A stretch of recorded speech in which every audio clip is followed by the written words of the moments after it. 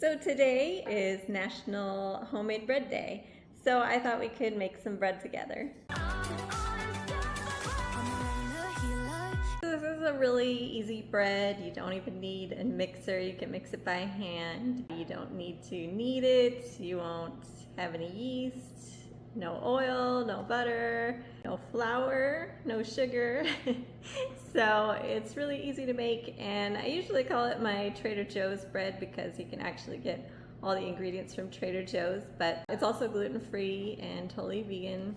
I have celiac, so I am even more careful about what products I choose, and some of the Trader Joe's like dates and things like that don't really specify gluten-free, so they do have a lot of products that they specify gluten-free. If they're not specifying that it's gluten-free, then they haven't done the testing to make sure it's safe.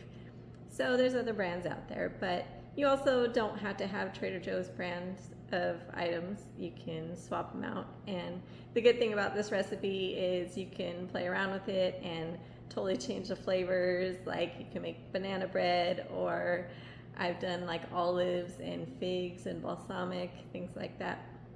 But otherwise you could just make a really simple version and you don't need very many ingredients or a lot of time.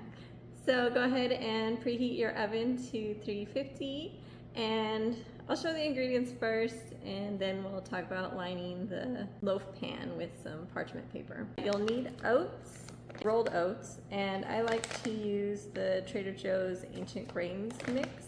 This one has flax and amaranth, quinoa, as well as the oats, chia seeds, things like that. But if you don't have that, you can just use regular oats. And if you're celiac, or just if you're making this for other people, you might want to choose the gluten-free oats. That way it's safe for everybody. You can do this Sprouts brand. There's this 1 Degree Organics. It has sprouted oats if you like to do sprouted things. So I usually just use the Trader Joe's mix, or kind of a mixture depending on what I have. You'll need some soy milk, plain and unsweetened, and I do the unfortified because they put all kinds of nasty gums and additives in most soy milks. So the Trader Joe's and the West Soy both have just organic soybeans and water. So that's a good one to choose. So you'll need that. Otherwise, any other unsweetened plain plant milk will do.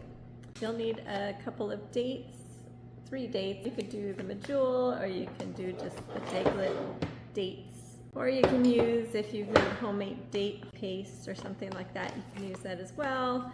You can swap these out and use like dried apricots or raisins. It's just kind of for a little bit of sweetener. I think there's been a few times that I've just left them out, and it's fine that way too. If you just don't want to use that at all, I wouldn't recommend putting sugar or maple syrup or anything like that. But some baking soda, flaxseed, ground flaxseed, some apple cider vinegar, and if you want, you can add a 1/4 cup of nuts or seeds to it as well. So you can do pumpkin seeds. If you use sunflower seeds, it'll turn it kind of green, especially if you chop them a little bit. So that could be fun for like St. Patrick's Day or something, maybe even for Christmas. You can try sunflower seeds chopped with maybe cranberries or pomegranates to make like a red and green for Christmas. Might be fun to do. But just, yeah, remember that you put sunflower seeds in there, because if you make your bread and slice it and later you go to eat a slice and see that it's green, you might think it's mold or something, but it's not mold, it's just the sunflower seeds. Like I said, you can also experiment if you have bananas or walnuts and you want to make like a banana bread, or figs and balsamic.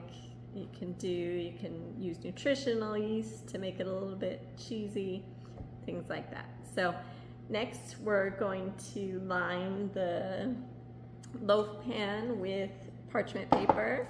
So I like to use the If You Care brand unbleached parchment paper. It's the FSC and home compostable certified. so you might want to look for that. I've already torn off a sheet here. I just kind of like line it up like that so that it's big enough, but this part's probably the hardest part of making the bread, is trying to get the parchment paper. Alright, usually I get this a little neater, but since I'm trying to hurry, that's how it looks.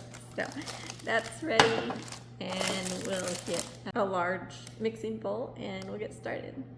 Okay, so you don't need a mixing bowl as large as this one, but this is the one I like to use. You can use any one you have. You'll want to get 2 cups of soy milk, and I have tried in the past, like if you want to kind of water it down to save money or just for whatever reasons, and you don't ever want to pour it this way because, as you know, it kind of just splashes all over the place. So you'll always want to pour from these boxes where the nozzle is up at the top, and that way it doesn't splash. And also, this Trader Joe's apple cider vinegar is also not certified gluten-free, and I don't usually use this one, but I don't have any more of the other one, and I wanted to make this bread today, so I'm just going to show you with this one. So you'll want 2 tablespoons of apple cider vinegar. You can use other vinegar too. I ran out of apple cider vinegar and just use, you can use coconut vinegar, or I don't know, maybe even rice vinegar, white vinegar, whatever you have. Lemon juice. So you want 3 cups of oats. I don't have 3 cups of this, so I'm going to mix with the other types like I mentioned. And you won't be putting this in the soy milk, you'll be putting this in your large bowl. So the soy milk and vinegar are sitting off to the side still. You don't want to put it with that. This is just the dry ingredients. So next you'll want to chop the dates fine. It's kind of easier to use the deglet just because they're a little bit drier, but you'll want to open them up because sometimes you will find little bug eggs in there, or also they might have missed pitting it, so there might be a pit in there, or you might buy the kind that still have pits in there, so you'll want to remove those. So just chop those as fine as you can get. It's not really a big deal if it's not perfect.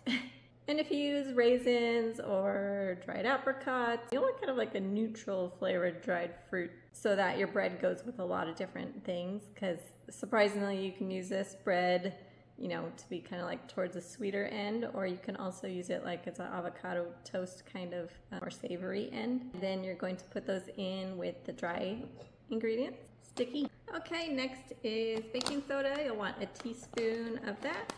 And also like a little bit of, you can use a salt alternative like Salicornia. You can use reduced sodium. It's like a potassium sodium salt, and you can like mix that half and half with regular salt. It's not that much salt, but if you don't do any salt at all, you can use your favorite salt alternative and just put a little bit of that in there. If you want to measure it out, I do like a half teaspoon or less.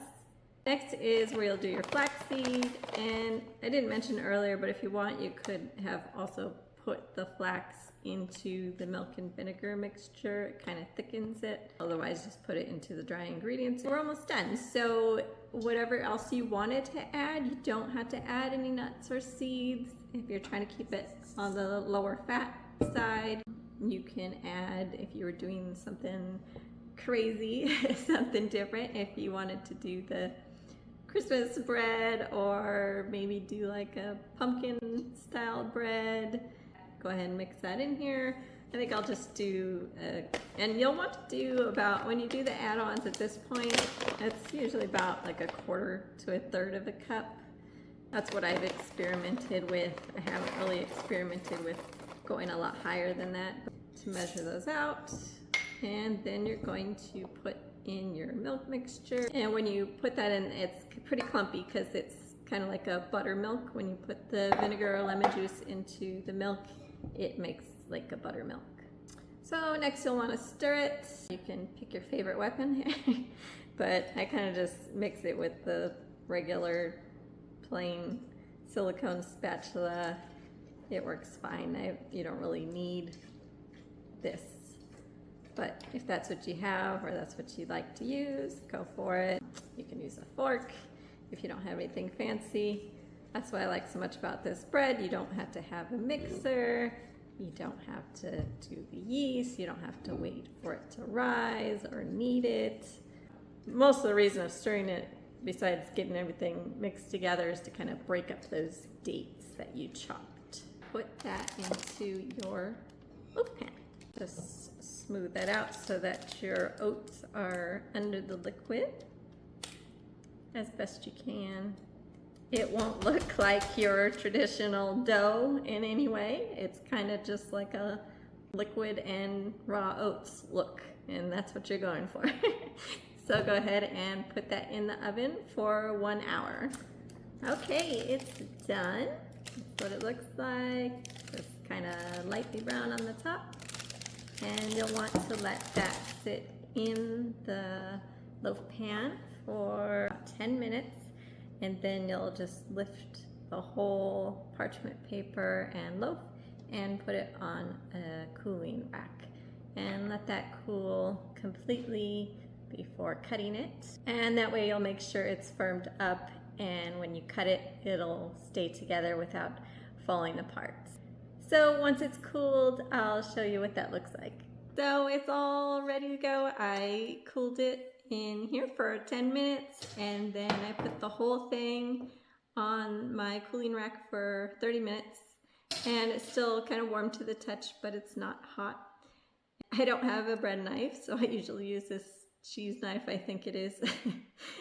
So if you have a bread knife, you're in better off position than I am. When you try to cut it, when it's too hot, it gets really gummy, but it does kind of stick a little bit, but it's not too bad. Go ahead and slice it up, and you can eat it just as it is. I like to do that. You can also toast it, which is good as well. And I just like to eat it plain. We don't use any kind of butter around here. If you don't want to eat it plain, you can do like a homemade fruit spread. I have recipes for that if you're part of the Positive Swaps community. If you're not yet, please join. I'll link to that. If you do avocados, you can do like an avocado toast as well. So that's good, peanut butter or something like that. So just go ahead and slice it up and store it in the fridge. And if you want to freeze it, then I would slice it up and maybe put parchment paper in between. You can toast it in the kind of toaster oven where you just put it, but I kind of risk it falling apart, so it might be better to just toast it in a regular toaster oven flat, so you don't have to worry about that. But we do put it in the slot toaster. Usually we just put it in there and it's okay. So hopefully you made some bread right along with me, so now you can go and enjoy it. And please let me know in the comments what ingredients you tried, and if your bread came out tasty, and if you like it, or if you would make any changes to what you tried today. If you have any trouble with how it came out, then go ahead and leave that in the comments and we can try to troubleshoot it. I'll talk to you soon. Have an incredible day.